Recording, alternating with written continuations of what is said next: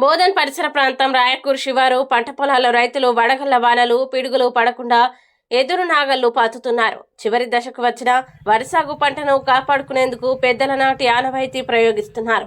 సూర్యుడు ఉదయించక ముందు దీన్ని పొలాల్లో నిలబెట్టి పాతుతున్నారు. దీని ప్రభావం సుమారు 3 కిలోమీటర్ల మేర ఉంటుందని రైతులు నమ్ముతున్నారు.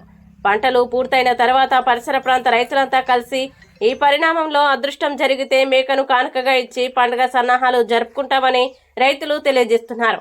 గత కొన్నేళ్లుగా పాతకాలం నాటి పెద్దల ఆనవాయితీ కొనసాగితే ఎలాంటి పంట నష్టాలు జరగకుండా రాళ్లవానలు గాని పిడుగుపాటుతో గాని సురక్షితంగా ఉంటుందన్నారు.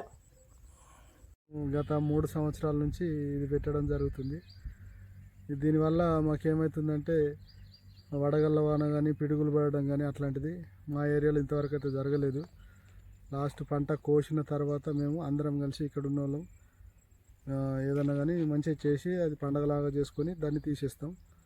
అప్పటిదాకా ఉంచుతాం. అది పంట మొత్తం కంప్లీట్గా ఈ ఏరియాలో ఎంత ఒక 3 కిలో సరౌండింగ్ ఒక 3 కిలోమీటర్ల వరకు ఇది వర్తిస్తుంది.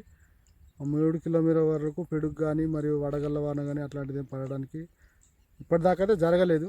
అదే నమ్మకంతో పెద్దల నమ్మకంతో మేము పెడతాం.